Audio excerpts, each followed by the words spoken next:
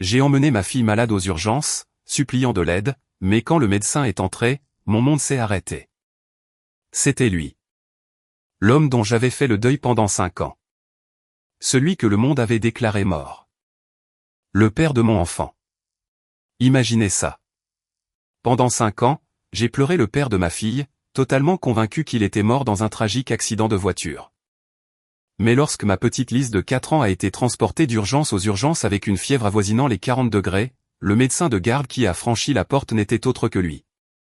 Julien était vivant, pourtant il me regardait comme si j'étais une parfaite inconnue. Il ne me reconnaissait pas du tout, mais pour une raison quelconque, il ne pouvait pas détacher ses yeux du visage de Lise. J'ai cru que le destin nous jouait une mauvaise blague cruelle. Je ne savais pas encore que quelqu'un nous avait délibérément volé 5 ans de notre vie commune. La terrifiante vérité commençait à peine à éclater. Mais avant de vous raconter toute l'histoire, laissez un commentaire pour me dire de quelle ville ou région vous m'écoutez. Je suis vraiment curieuse de voir jusqu'où cette histoire va porter. Allons-y. Les néons de la salle d'urgence de l'hôpital de la Pitié-Salpêtrière, au cœur de Paris, bourdonnaient doucement au-dessus de ma tête alors que je me précipitais à travers les portes automatiques. Ma fille de 4 ans, Lise, gisait inerte dans mes bras. Sa peau était brûlante et son petit corps frissonnait à chaque respiration superficielle qu'elle prenait. Mon cœur battait si fort contre mes côtes que j'entendais à peine ma propre voix alors que je sprintais vers le bureau de triage. « S'il vous plaît, ma fille a une très forte fièvre et elle n'arrête pas de vomir. J'ai besoin d'aide tout de suite, ai-je supplié, la panique étranglant ma voix.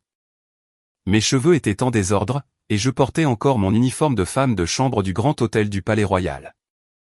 Mon service s'était terminé il y a à peine 1 heure. L'infirmière de triage d'âge mûr m'a regardé avec des yeux doux et empathiques et a immédiatement saisi son téléphone. « On va s'occuper d'elle tout de suite, ma chérie. »« Comment s'appelle-t-elle » ?»« Lise Royer. Elle a 4 ans. » Quelques minutes plus tard, une infirmière est apparue et nous a guidés dans une petite salle d'examen. J'ai délicatement allongé Lise sur le lit d'hôpital, écartant les boucles humides de son visage rougi. Elle a ouvert les yeux une fraction de seconde. Son regard était trouble et lointain. « Maman » a-t-elle murmuré si faiblement que cela m'a presque brisé le cœur. « Je suis là, mon bébé. Le docteur arrive. Tout va bien se passer, lui ai-je promis. » Même si la terreur me serrait la gorge. J'avais déjà vu Lise malade, mais jamais comme ça. Elle n'avait jamais eu une fièvre aussi élevée, et elle n'avait jamais semblé aussi incroyablement fragile. Quand la poignée de la porte a cliqué, je me suis retourné, prête à énumérer chaque symptôme à quiconque entrerait. Mais les mots sont morts dans ma gorge. C'était comme si la terre avait tout simplement cessé de tourner. L'air a été violemment chassé de mes poumons, comme si j'avais reçu un coup de poing dans l'estomac. Dans l'embrasure de la porte se tenait le docteur Julien de Martel. Il portait une blouse blanche impeccable, un stéthoscope drapé autour de son cou. C'était l'homme que j'avais aimé de toutes les fibres de mon être. Le père de l'enfant agité sur le lit entre nous. L'homme dont j'avais fait le deuil pendant 5 longues années. Absolument certaine qu'il était enterré 6 pieds sous terre. Les yeux bleus profonds de Julien ont croisé les miens et quelque chose a vacillé sur son visage. Quelque chose de difficile à lire. D'abord de la confusion, puis une faible trace de reconnaissance qui ne s'est pas tout à fait formée. Il ressentait quelque chose que son cerveau ne pouvait clairement pas traiter. Il a légèrement froncé les sourcils, me fixant comme s'il essayait de saisir un souvenir qui était juste hors de portée. « Je suis le docteur de Martel », s'est-il présenté. Sa voix avait la même résonance profonde et chaleureuse dont je me souvenais. C'était la même voix qui me chuchotait des promesses de notre avenir dans le noir. « Je vais m'occuper de votre fille ce soir. » Je ne pouvais pas parler. Mes mains agrippaient la barrière métallique du lit de Lise si fort que mes jointures sont devenues blanches, juste pour m'empêcher de m'effondrer. Julien était vivant. Il était vraiment vivant. Et il me regardait comme s'il me voyait pour la toute première fois. « Madame » a-t-il demandé doucement, en maintenant une attitude polie et professionnelle. « Est-ce que ça va ? Avez-vous besoin de vous asseoir ?» Je me suis forcé à inspirer de l'air et j'ai fait passer ma voix à travers la boule dans ma gorge. « Je vais bien. C'est Lise. S'il vous plaît, aidez-la. » Julien s'est approché du lit d'un pas calme et assuré, se penchant sur Lise pour vérifier ses constantes. L'odeur de son eau de Cologne m'a frappé. C'était une marque différente de celle qu'il portait avant, mais sa chaleur sous-jacente me semblait douloureusement familière. J'ai regardé ses mains. Les mêmes mains qui tenaient les miennes examinaient maintenant doucement notre fille. Les mêmes mains qui caressaient mon visage quand il m'embrassait, les mains qui s'étaient posées sur le renflement à peine visible de mon ventre lors de la toute dernière nuit que nous avions passée ensemble. Pouvez-vous me décrire ces symptômes ? A-t-il demandé en sortant un thermomètre. D'une voix tremblante, je lui ai tout dit. Lise allait parfaitement bien quand je l'ai récupérée de l'appartement de ma colocataire Chloé après le travail. Environ 1 heure plus tard, elle a commencé à vomir. Puis sa température a grimpé en flèche jusqu'à ce qu'elle soit brûlante au toucher et à peine réactive. Julien écoutait attentivement. Une concentration totale se lisait sur ses traits. Mais j'ai remarqué que pendant qu'il prenait sa température, écoutait ses poumons et vérifiait sa gorge, ses yeux revenaient sans cesse vers moi. C'était comme si ma simple présence attirait son attention, même s'il ne savait pas pourquoi. 39,9 degrés, a-t-il dit doucement, le notant sur son dossier. C'est dangereusement élevé.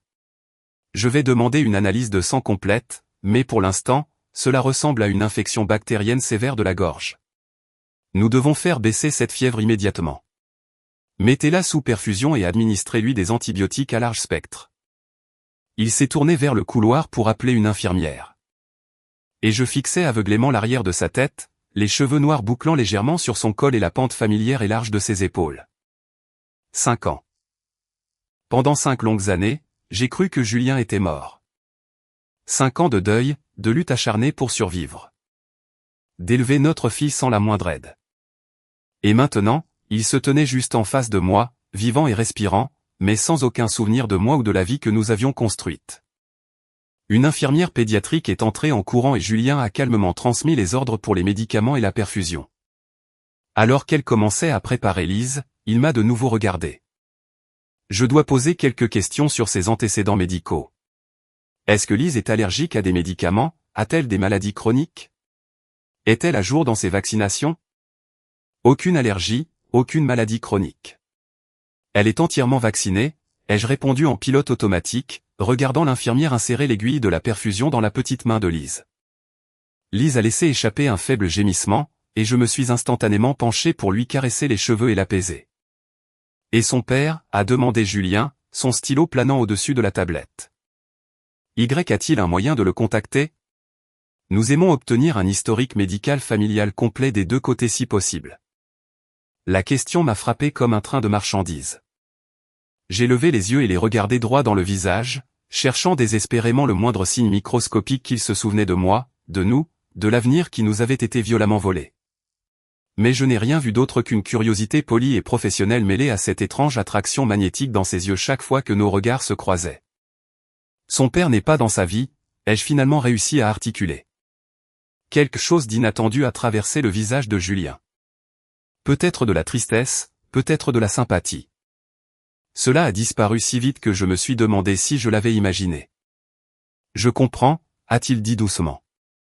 Être une mère célibataire doit être incroyablement difficile. Si seulement tu savais la vérité. Si seulement tu pouvais te souvenir. J'avais envie de crier. J'avais envie de l'attraper par le col de sa blouse blanche et de secouer sa tête pour y faire revenir les souvenirs. Souviens-toi de moi. Souviens-toi de nous. Souviens-toi à quel point nous nous aimions. Au lieu de cela, j'ai juste hoché la tête raidement et j'ai baissé les yeux sur Lise. Julien a terminé son examen, vérifiant ses réflexes et observant sa respiration. Et pendant qu'il travaillait, mon esprit a été ramené en arrière, complètement contre ma volonté. J'avais 20 ans à l'époque, en 2e année dans un programme de soins infirmiers, essayant d'obtenir mes prérequis pour intégrer une licence.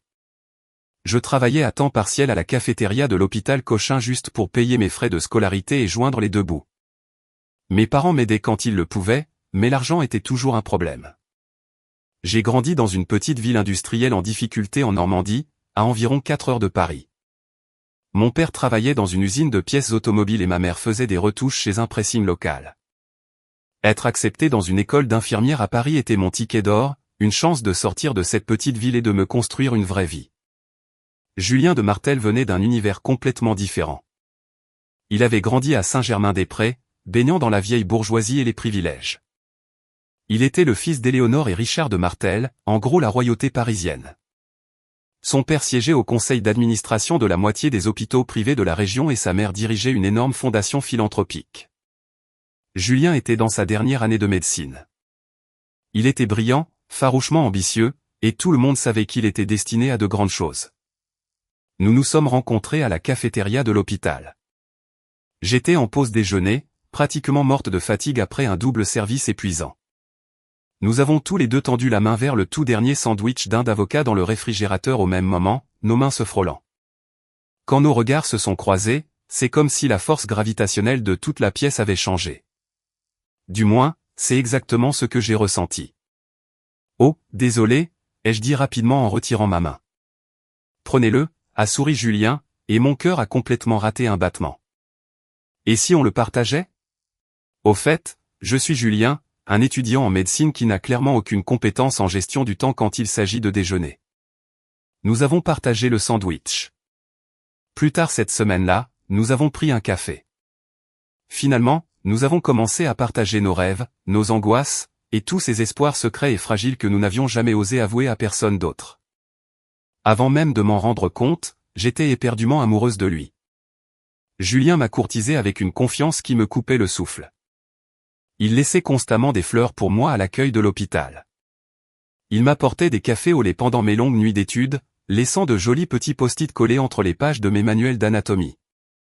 Avec lui, je me sentais comme la personne la plus importante de la planète.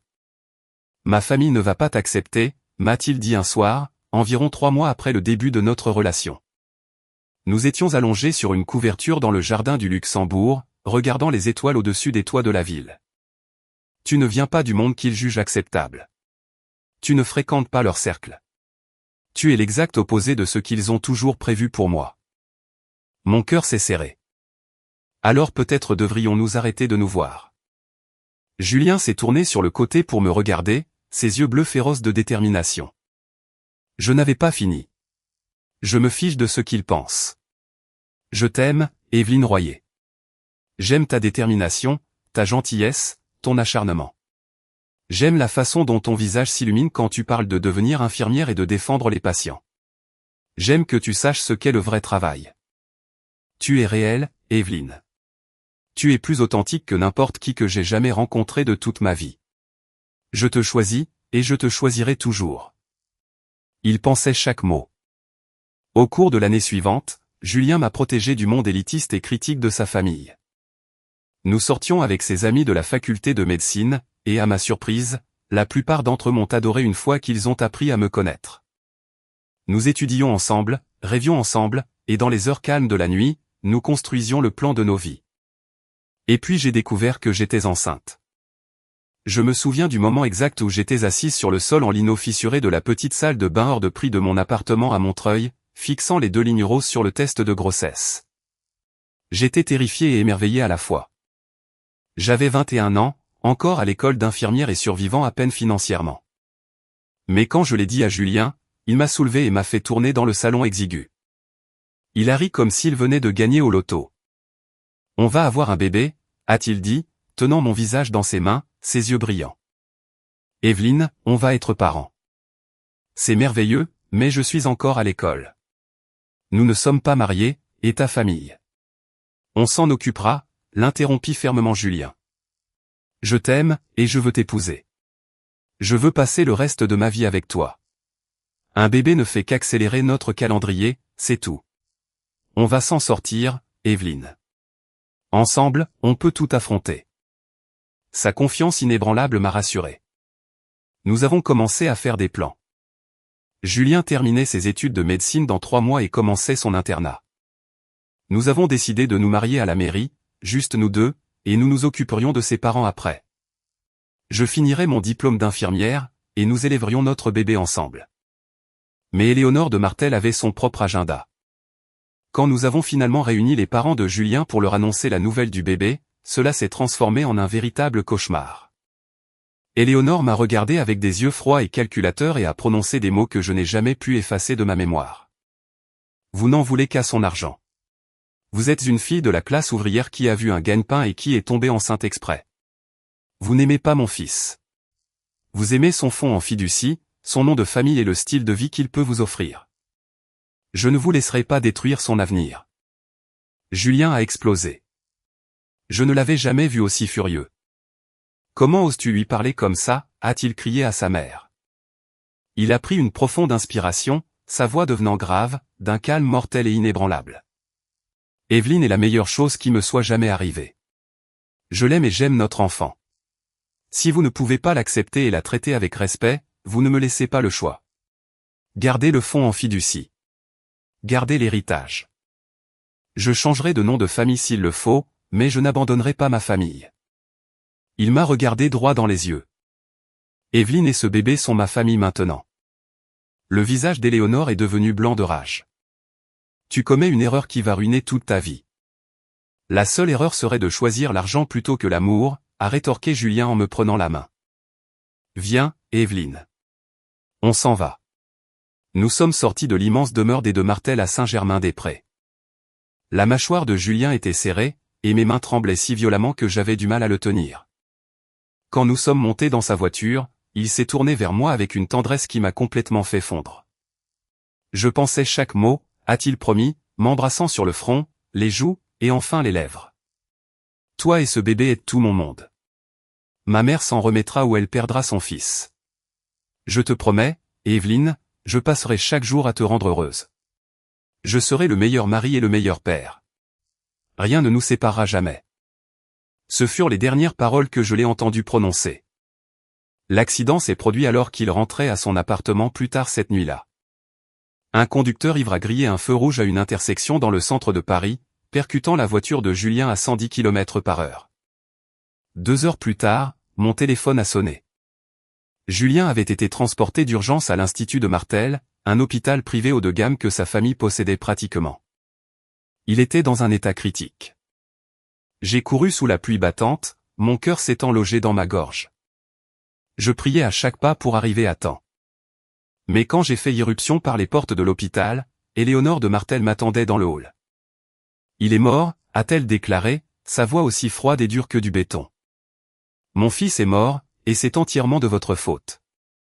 Si vous ne l'aviez pas stressé, si vous n'aviez pas ruiné sa vie avec cette grossesse, il aurait été attentif. Il aurait vu cette voiture. Vous l'avez tué aussi sûrement que si vous aviez conduit la voiture vous-même.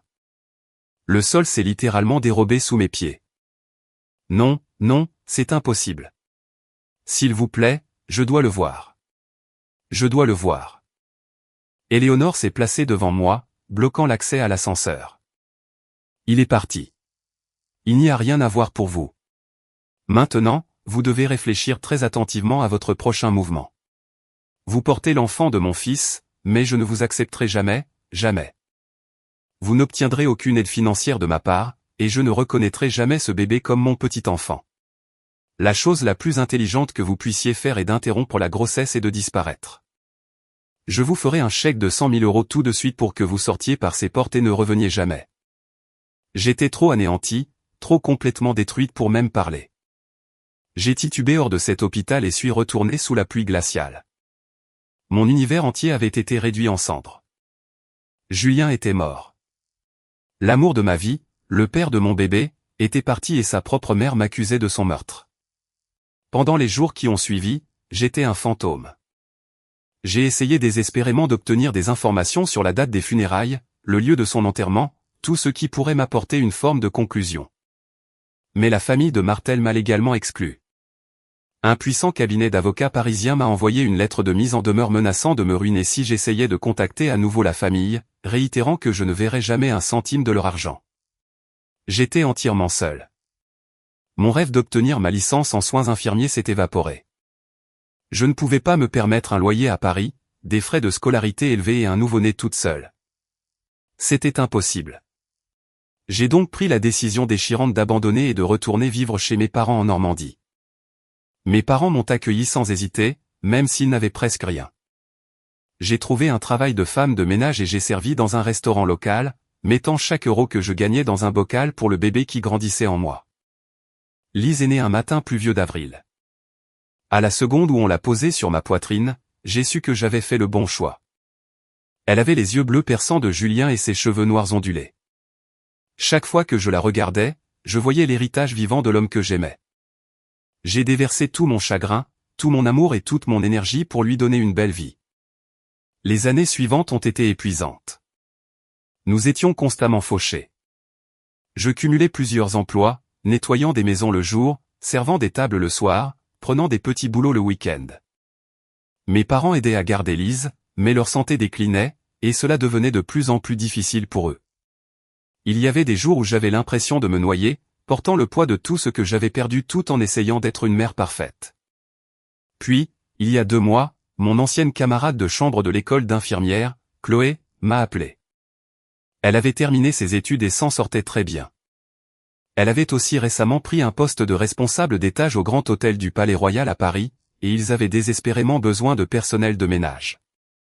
Le salaire était fantastique, presque le double de ce que je gagnais en Normandie, plus les avantages sociaux. Chloé avait un appartement de 3 pièces à Montreuil et m'a proposé de m'installer avec Lise dans la chambre d'amis. Elle m'a même proposé de l'aide pour la garde des enfants lorsque nos horaires de travail se chevauchaient. C'était une bouée de sauvetage, une chance de construire enfin un avenir stable pour ma fille. J'ai donc pris la décision terrifiante de retourner à Paris, dans la ville où Julien et moi étions tombés amoureux. Retourner à l'endroit où ma vie s'est effondrée, un endroit où j'avais juré de ne jamais revenir. Nous vivions ici depuis exactement 6 semaines. Je travaillais des heures exténuantes à l'hôtel, économisant chaque centime et faisant profil bas. J'évitais activement Saint-Germain-des-Prés. J'évitais l'hôpital Cochin. J'évitais tout hôpital portant le nom de Martel.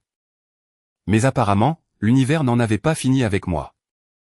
Maintenant, debout dans les urgences, regardant Julien examiner notre fille, je me sentais piégé dans un cauchemar éveillé. Il était vivant. Il avait été vivant tout ce temps. Ce qui signifiait qu'Éléonore de Martel avait regardé une jeune femme de 21 ans, enceinte et en deuil, droit dans les yeux et lui avait menti. Elle avait manipulé la situation pour m'effacer de sa vie pendant que son fils gisait dans un lit d'hôpital à l'étage. Mais le pire dans tout ça, c'est que Julien ne se souvenait pas de moi. Il ne se souvenait pas de notre amour, de nos promesses, ou de la nuit où il avait juré que rien ne nous séparerait jamais. La prise de conscience m'a donné envie de crier jusqu'à ce que mes cordes vocales saignent. Les fluides de la perfusion font leur travail, a dit Julien, me sortant de ma spirale infernale. Sa température baisse lentement. Les antibiotiques à large spectre devraient montrer une amélioration significative dans les prochaines 24 à 48 heures. Je vais l'admettre pour la nuit en observation juste pour m'assurer que la fièvre ne remonte pas. Pour la nuit, ai-je demandé, ma voix à peine plus qu'un murmure. C'est purement par précaution. Avec une fièvre aussi élevée, un patient pédiatrique peut se dégrader rapidement. Je ne veux pas risquer de la renvoyer à la maison, a expliqué Julien, son expression s'adoucissant. Vous pouvez rester dans la chambre avec elle. Bien sûr, je demanderai à une infirmière de vous apporter un fauteuil-lit. Lise a bougé sur le lit, ses paupières s'entr'ouvrant. Maman. J'étais instantanément à ses côtés, saisissant sa petite main. Je suis là, mon bébé. Tu te débrouilles si bien. Le docteur prend vraiment bien soin de toi. Les yeux endormis de Lise se sont tournés vers Julien. Pendant une seconde étrange et suspendue, elle l'a fixé avec cette intuition perçante et troublante que seuls les jeunes enfants possèdent. Tu ressembles à l'homme sur ma photo, a-t-elle marmonné faiblement. Les sourcils de Julien se sont haussés. Quelle photo, ma puce? Mais Lise avait déjà fermé les yeux, laissant l'épuisement et les médicaments la ramener au sommeil. Qu'est-ce qu'elle voulait dire par là, a demandé Julien en se tournant vers moi. Mon cœur battait la chamade.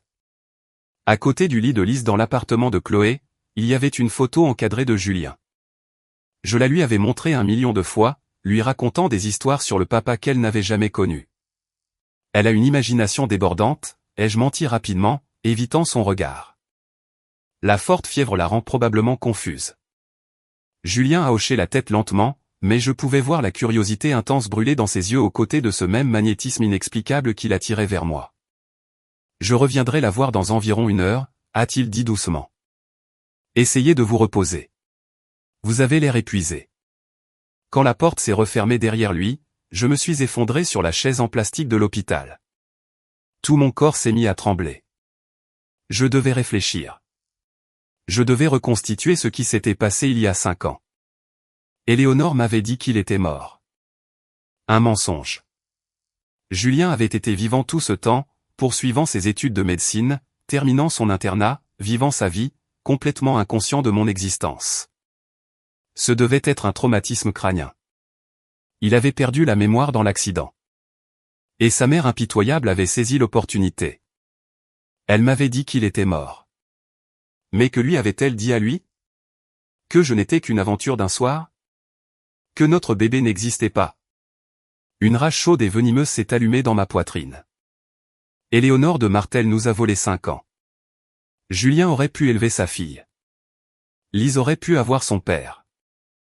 Au lieu de cela, nous avons vécu grâce aux aides sociales et aux pourboires, et j'ai passé 5 ans à pleurer sur une tombe qui n'existait pas.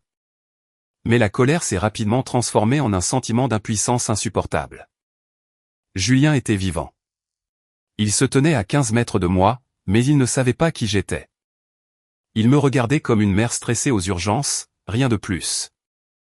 Qu'est-ce que j'étais censé faire? Aller le voir au poste des infirmières et lui dire « Eh, il y a 5 ans, nous étions des âmes sœurs. Cet enfant est la tienne et ta mère est une sociopathe. » Il me prendrait pour une folle. Il appellerait la sécurité de l'hôpital. Je vous ai apporté un café. J'ai sursauté, me retournant sur ma chaise. Julien se tenait dans l'embrasure de la porte, tenant 2 gobelets en carton de la cafétéria. Il est entré et m'en a tendu un avec un doux sourire fatigué. Je me suis dit que vous auriez besoin de caféine. La nuit a été rude. Merci, ai-je dit, mes mains tremblant en prenant le gobelet. Julien a tiré un tabouret à roulettes et s'est assis en face de moi, prenant une gorgée de son café. J'espère que ça ne vous dérange pas. J'ai quelques minutes avant de devoir voir mon prochain patient. Et je voulais voir comment vous teniez le coup. Les parents ont tendance à se concentrer sur l'enfant malade et à oublier de respirer. Je vais bien, ai-je encore menti. Lise est un joli prénom, a noté Julien. Y a-t-il une histoire derrière? Ma gorge s'est nouée. Ça me rappelle le printemps, la sortie de l'obscurité. Son père et moi, on s'asseyait souvent dehors pour regarder le ciel. Quand elle est née, le prénom m'a semblé juste. C'est très beau, a dit Julien, une mélancolie légère et inexplicable dans sa voix. Son père devait être quelqu'un de spécial. Il l'était, ai-je murmuré en fixant mon café. Il était tout mon monde. Un lourd silence s'est installé dans la pièce. Je sentais ses yeux sur moi. Quand j'ai finalement levé les yeux, son visage était empreint d'un profond sentiment d'anxiété et de confusion. Pardonnez-moi si cela semble complètement fou, a-t-il commencé lentement. Mais est-ce qu'on s'est déjà rencontrés? Je n'arrive pas à me défaire de l'impression que je vous connais de quelque part, mais je n'arrive pas à mettre le doigt dessus. Mon cœur s'est physiquement arrêté. Je ne crois pas. C'est juste, Julien a passé une main dans ses cheveux, l'air profondément frustré. Vous m'êtes incroyablement familière et quand je vous regarde, j'ai cette sensation, il s'est interrompu en secouant la tête. Je suis désolé. C'est complètement déplacé. J'ai eu un grave accident de voiture il y a 5 ans. J'ai subi un traumatisme crânien sévère et cela a effacé une grande partie de ma mémoire. Parfois, j'ai ces flashs fantômes. Une sensation qu'un souvenir est là, sur le bout de ma langue, mais je n'arrive jamais à le saisir. Il y a 5 ans, ai-je répété, ma prise sur le gobelet en carton se resserrant, l'accident de voiture. Avant de pouvoir me retenir, j'ai demandé, de quoi vous souvenez-vous? Presque rien d'avant l'accident, a-t-il admis doucement. Ma mère m'a dit que j'étais fiancé à une femme nommée Camille. Elle venait de cette famille riche et importante. Sur le papier, ça avait du sens, mais je ne ressentais absolument rien pour elle. Quand je suis sorti de rééducation, j'ai rompu les fiançailles. Épouser une inconnue me semblait être un mensonge. Il a laissé échapper un rire sombre et sans humour. Ma mère ne l'a pas bien pris. Elle essaie de me caser avec des femmes acceptables depuis lors. Camille, c'était le plan machiavélique d'Éléonore. Effacer la petite amie enceinte de la classe ouvrière et la remplacer instantanément par une mondaine parisienne. La pure méchanceté de la chose me donnait physiquement la nausée. Parfois, a continué Julien, sa voix s'abaissant, j'ai l'impression qu'il y a un énorme trou béant dans ma vie, comme si j'avais perdu quelque chose de crucial, quelque chose dont j'ai besoin pour survivre, mais je ne sais même pas ce que c'est. Mon neurologue m'a dit que les souvenirs sont probablement partis pour de bon. Ça doit être atroce, ai-je réussi à dire. Ça l'est. J'ai l'impression de ne vivre qu'une demi-vie. Il m'a de nouveau regardé et l'intensité pure de ses yeux bleus m'a coupé le souffle. Mais assis ici avec vous, je me sens étrangement ancré, comme si j'étais à un cheveu de me souvenir de quelque chose de vital. Est-ce que ça vous semble insensé? Non, ai-je murmuré. Ça ne semble pas insensé du tout. Avant que Julien ne puisse dire un autre mot, son beeper d'hôpital s'est déclenché. Il y a jeté un coup d'œil et a soupiré lourdement. Je dois prendre ça. Je reviendrai dans 1 heure pour vérifier les constantes de Lise. Si vous avez besoin de quoi que ce soit, et je dis bien quoi que ce soit, dites aux infirmières de me biper. Quand il a quitté la pièce, j'ai enfoui mon visage dans mes mains. Qu'est-ce que j'allais bien pouvoir faire? Mon cerveau tournait à 100 à l'heure. Est-ce que je lui dis? Est-ce que j'engage d'abord un avocat? Est-ce que je conduis directement à Saint-Germain-des-Prés pour brûler la maison d'Éléonore de Martel? Mais par-dessus tout, la santé de Lise était la priorité. Tout le reste devait attendre qu'elle soit en sécurité. La nuit s'est éternisée. Les infirmières vérifiaient les constantes de Lise et prenaient sa température toutes les heures. Julien est revenu 2 fois. Les 2 fois, il a été parfaitement professionnel, mais je le surprenais sans cesse à me regarder. C'était comme si son subconscient savait exactement qui j'étais, même si son esprit conscient ne pouvait pas accéder au fichier. Au matin, la fièvre de Lise était enfin tombée. Elle s'est réveillée groggy et faible, mais suffisamment cohérente pour demander du jus de pomme et son lapin en peluche, que j'avais heureusement mis dans mon sac à main avant de quitter l'appartement de Chloé. Julien est entré dans la chambre vers 7 heures du matin. Il avait l'air mort de fatigue après sa garde de nuit, mais il a souri chaleureusement en voyant Lise assise. Les constantes sont excellentes. La température est descendue à 37,2, a-t-il dit en consultant son dossier. Si elle continue à bien s'hydrater, elle pourra sortir d'ici midi. Merci, ai-je soufflé, le soulagement m'envahissant. Merci d'avoir si bien pris soin d'elle. C'est mon travail, a souri Julien. Mais cette patiente en particulier était un privilège. Vous avez une super petite.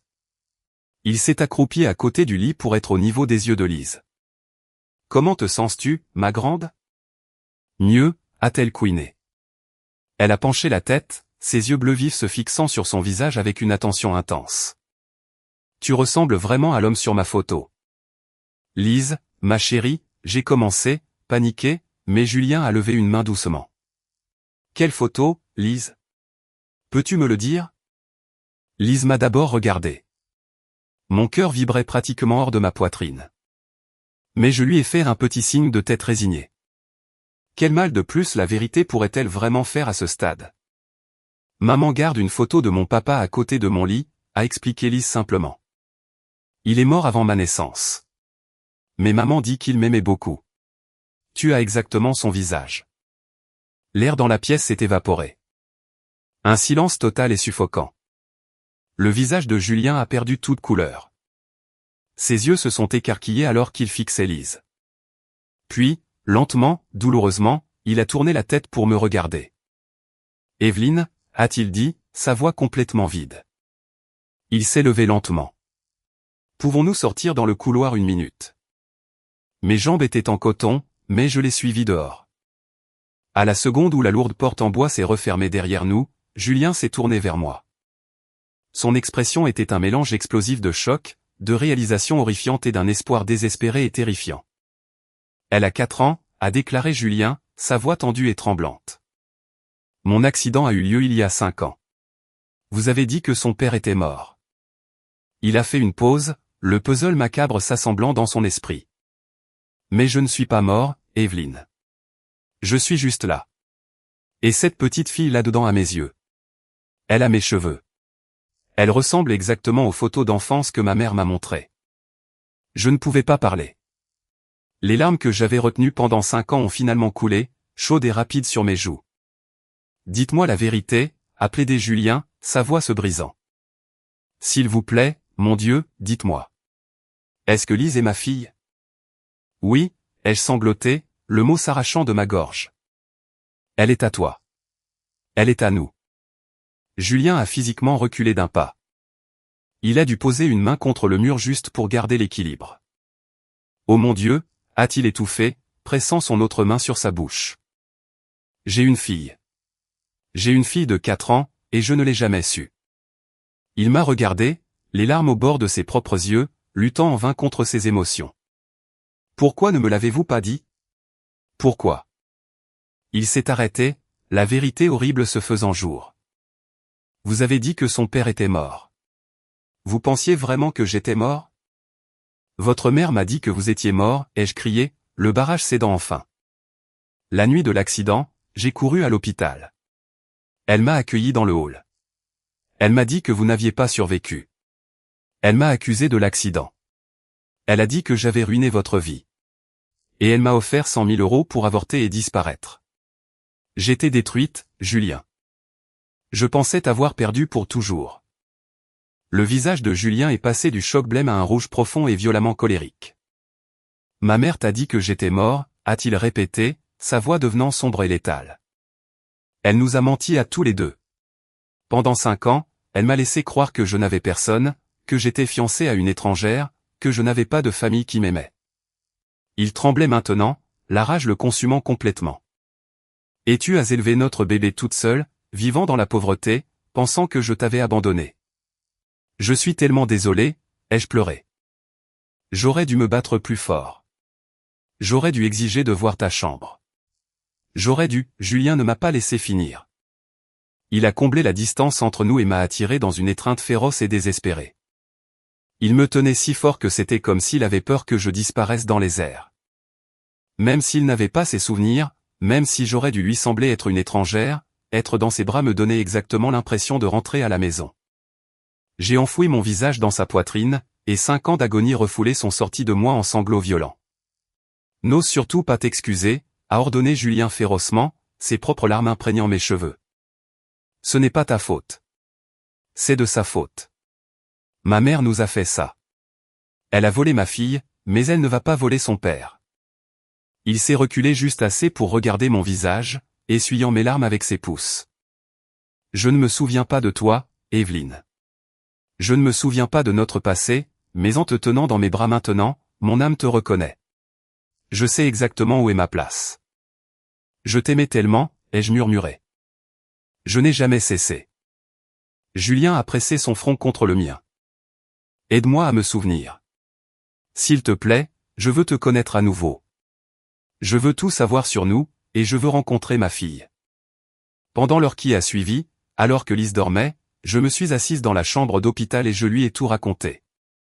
Je lui ai parlé de la cafétéria, du sandwich à la dinde, du jardin du Luxembourg. Je lui ai parlé de la grossesse, de sa défense acharnée de moi contre ses parents, et des vœux que nous nous étions faits. Je lui ai parlé de l'accident, de la cruauté d'Éléonore, et des 5 années épuisantes à servir des tables et à nettoyer des toilettes juste pour nourrir Lise tout en pleurant un fantôme. Julien est resté complètement immobile, absorbant le poids d'une vie qui lui avait été volée. Son visage passait par l'incrédulité, la fureur, une profonde tristesse et un émerveillement silencieux et respectueux. Plusieurs fois, il a dû me demander d'arrêter juste pour pouvoir se ressaisir. Quand je lui ai parlé du jour de la naissance de Lise, de la façon dont elle a ouvert les yeux et qu'ils étaient exactement de la même teinte de bleu que les siens, il s'est complètement effondré. J'ai tout manqué, a-t-il pleuré doucement, le visage enfoui dans ses mains. Ses premiers pas, ses premiers mots. J'ai perdu 4 ans de la vie de mon enfant parce que ma mère est un monstre. On ne peut pas remonter le temps, ai-je dit doucement, tendant la main pour toucher son genou. Mais on peut aller de l'avant, si tu le veux. Je sais que tu ne te souviens pas de moi, et je n'attends rien, je le veux, a interrompu Julien, saisissant ma main et la serrant fort. Evelyne, je veux être son père et je veux qu'on trouve une solution pour nous. Mon cerveau est peut-être cassé, mais mon cœur sait exactement qui tu es. J'ai retenu mon souffle. Et ta mère? L'héritage de ta famille. Ils sont morts pour moi, a dit Julien, sa voix devenant glaciale.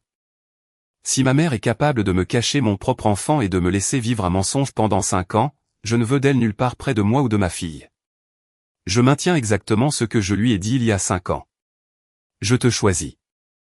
Je choisis Lise plutôt que le fonds en fiducie, plutôt que le nom, plutôt que tout le reste. Le même après-midi, Julien a lui-même autorisé la sortie de Lise et a quitté l'hôpital avec nous. Pas en tant que docteur de Martel, mais en tant qu'homme essayant désespérément de reconstituer sa vraie vie. Il a aidé Lise à s'installer dans son siège auto à l'arrière de ma vieille voiture cabossée, ses mains douces mais clairement peu habituées. Lise apprit la nouvelle que le médecin des urgences était en fait son père avec le genre d'acceptation désinvolte et absolue dont seule une enfant de 4 ans est capable. Elle l'a regardé très sérieusement. « Est-ce que ça veut dire que tu n'es plus un fantôme ?» Julien a dégluti difficilement, retenant ses larmes. « Non, mon bébé. Je ne suis pas un fantôme. Je me suis juste perdu un petit moment, mais j'ai retrouvé mon chemin. » « D'accord, » a simplement dit Lise.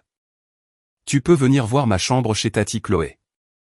J'ai beaucoup de Lego. » La confrontation avec Éléonore de Martel a eu lieu 3 jours plus tard. Julien a pris un congé de l'hôpital, invoquant une urgence familiale. Il a utilisé ces 3 jours pour créer des liens avec Lise, jouant sur le sol du salon de Chloé, et pour se réhabituer doucement à moi. Il a également engagé un avocat spécialisé en droit de la famille impitoyable pour rassembler tous les documents médicaux et financiers prouvant la tromperie de sa mère. Quand nous avons franchi les portes d'entrée de la demeure de Saint-Germain-des-Prés, Éléonore de Martel se tenait dans le hall. Son visage a perdu toute couleur à la seconde où elle m'a vu. « Evelyne » a-t-elle sifflé. « Que faites-vous dans ma maison ? Je vous avais dit tu lui as dit que j'étais mort. » La voix de Julien a retenti dans le hall, résonnant sur les sols en marbre. Tu as regardé la femme que j'aimais, la mère de mon enfant, droit dans les yeux, et tu lui as dit que j'étais mort. Tu m'as laissé me réveiller d'un coma, pensant que je n'avais personne, que ma vie était une page blanche. La façade polie d'Éléonore s'est fissurée. J'ai fait ce qui était le mieux pour toi. Cette fille est une croqueuse de diamants. Elle allait ruiner ta carrière médicale. Je t'ai protégé. Tu m'as détruit, a rugi Julien en retour. Tu as détruit notre famille. Tu as volé un père à sa petite fille et tu m'as volé 4 ans de la vie de ma fille. Pourquoi ? Pour ne pas être embarrassé au country club ? Tu ne comprends pas, a crié Éléonore, l'air désespéré. Si tu l'avais épousé, ta vie aurait été finie. Regarde-toi maintenant. Tu es un pédiatre respecté à la Pitié-Salpêtrière. Je suis médecin parce que j'ai travaillé pour ça, pas parce que j'ai ton nom de famille. Julien s'est approché d'elle, ses yeux flamboyants. J'avais besoin d'une famille et tu me l'as volée. Éléonore m'a regardé avec un venin pur et sans mélange. C'est vous qui avez fait ça. Vous lui avez lavé le cerveau. Non, a dit Julien avec finalité. Tu t'es fait ça à toi-même. C'est fini. Éléonore, mon avocat dépose les papiers demain. Je change légalement de nom de famille. Je révoque ta procuration médicale, tes pouvoirs, et je dissous tous les liens financiers que j'ai avec le patrimoine des de Martel. Tu ne me reverras plus jamais, et tu ne rencontreras jamais ta petite fille. Tu as choisi ta fierté plutôt que notre famille il y a 5 ans. Maintenant, tu peux mourir seul avec ton argent. Nous sommes sortis de cette maison, laissant Éléonore crier des protestations dans le hall. En descendant les marches vers l'endroit où Chloé attendait dans la voiture avec Lise, Julien semblait plus léger que je ne l'avais jamais vu. Le fardeau d'une fausse vie avait enfin été levé. Au cours des mois suivants, Julien s'est entièrement consacré à la construction d'une vraie vie avec nous. Il a rompu son bail sur son appartement de luxe en centre-ville et a loué une modeste maison de 3 chambres dans la banlieue calme de Montreuil. Lise et moi avons emménagé avec lui, et chaque jour était une nouvelle découverte. Lentement, de minuscules fragments de sa mémoire ont commencé à revenir. L'odeur d'un café particulier lui rappelait nos longues nuits d'études. Une chanson passant à la radio a déclenché un flash de nous dansant dans son ancien appartement. L'odeur de mon shampoing a ramené le souvenir de lui enfouissant son visage dans mon cou. Mais même lorsque les anciens souvenirs lui faisaient défaut, de nouveaux prenaient leur place. Julien est tombé amoureux de moi une seconde fois. Il aimait ma résilience, mon acharnement et la manière féroce dont je protégeais notre fille. Il aimait s'asseoir sur le bord du lit et m'écouter chanter une berceuse à Lise. Et il est tombé éperdument amoureux de sa fille. Chaque fois qu'elle criait « Papa, regarde ça !» son cœur explosait. Il a appris ses plats préférés, ses peurs, ses rituels du coucher. Il a assisté à chaque réunion parents-professeurs de la maternelle, l'a poussé sur les balançoires du parc local et a savouré chaque seconde qui lui avait été refusée. 6 mois après cette nuit fatidique aux urgences, Julien et moi nous sommes mariés. C'était une petite cérémonie intime au milieu du jardin du Luxembourg, sur la parcelle d'herbe exacte où nous regardions les étoiles. Lise était notre demoiselle d'honneur, jetant théâtralement des pétales de rose sur des pigeons sans méfiance. Chloé était ma témoin, et quelques-uns des amis les plus proches de Julien de l'hôpital étaient présents. Éléonore et Richard de Martel n'étaient pas invités. Richard avait tenté de prendre contact une fois pour s'excuser, mais Julien avait clairement indiqué que tant qu'Éléonore ne présenterait pas des excuses publiques inconditionnelles et ne nous reconnaîtrait pas comme sa famille, la porte était fermée. Elle a refusé. Cela n'avait pas d'importance.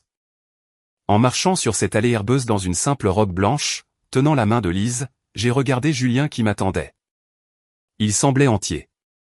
Quand l'officiant a demandé ses vœux, Julien m'a regardé droit dans les yeux et a dit « Mon âme t'a choisi il y a 5 ans, et aujourd'hui je te choisis à nouveau avec tout ce que je suis. » Quand il m'a embrassé, Lise a applaudi et s'est faufilée entre nos jambes pour participer au câlin. C'est à ce moment précis, alors que nos amis applaudissaient autour de nous, que Julien a eu le souffle coupé, un souvenir pleinement formé, cristallin, le frappant comme un éclair. Il s'est souvenu de me tenir sous les étoiles, sentant Lise donner des coups de pied dans mon ventre. Il s'est souvenu de sa propre voix disant « Rien ne nous séparera jamais ». Il s'était trompé à l'époque. Nous avions été séparés, mais nous nous étions battus pour nous retrouver. Et cette fois, personne n'allait jamais nous briser. Je suis retourné à l'école pour finir ma licence en soins infirmiers. Julien était mon roc. Les soirs où j'avais des stages, il s'occupait du bain et du coucher. Quand j'étudiais pour les examens finaux, il s'asseyait à côté de moi sur le canapé, me posant des questions, croyant en mes rêves exactement comme je croyais aux siens. 2 ans plus tard, j'ai traversé la Seine pour recevoir mon diplôme d'infirmière, diplômé major de ma promotion. Julien et Lise étaient assis au premier rang, criant plus fort que n'importe qui d'autre dans l'auditorium. Lise, 6 ans, tenait une immense pancarte à paillettes qui disait « Ma maman est la meilleure infirmière du monde ». Ce soir-là, en célébrant dans notre cuisine, Julien a versé 2 verres de cidre pétillant. À Evelyne, a-t-il porté un toast, ses yeux brillants de fierté. À la femme qui a survécu à la pauvreté, au deuil et à 5 ans d'enfer pour protéger notre enfant. À la femme qui m'a appris que le véritable amour est plus fort que les lésions cérébrales, la manipulation et le temps. Je t'aime. Je passerai le reste de ma vie à essayer d'être digne de toi. Je l'ai embrassée et comme toujours, Lise s'est coincée entre nous, riant bruyamment. 5 ans après cette nuit terrifiante aux urgences, Julien et moi étions sur la terrasse arrière de notre maison, regardant Lise courir à travers les arroseurs. Elle avait 9 ans maintenant, grande, en bonne santé et farouchement indépendante. Elle avait l'intelligence de Julien, mais mon entêtement. « Est-ce que tu penses parfois à cette nuit ?» ai-je demandé en posant ma tête contre son épaule. Tout le temps, a-t-il admis en passant son bras autour de ma taille. Si elle n'était pas tombée malade, si l'appartement de Chloé n'avait pas été dans la zone de desserte de la Pitié-Salpêtrière, nous aurions pu vivre toute notre vie sans jamais connaître la vérité. Je me sentirais toujours vide, et tu penserais toujours que je suis mort. Ce n'était pas que de la chance, a-t-il corrigé doucement en m'embrassant sur le sommet de la tête. Nous allions toujours nous retrouver. Un amour comme celui-ci ne disparaît pas comme ça, Evie. Mon cerveau a oublié, mais mon cœur attendait juste que tu passes ces portes. Je me suis retourné et j'ai regardé l'homme que j'aimais depuis plus d'une décennie.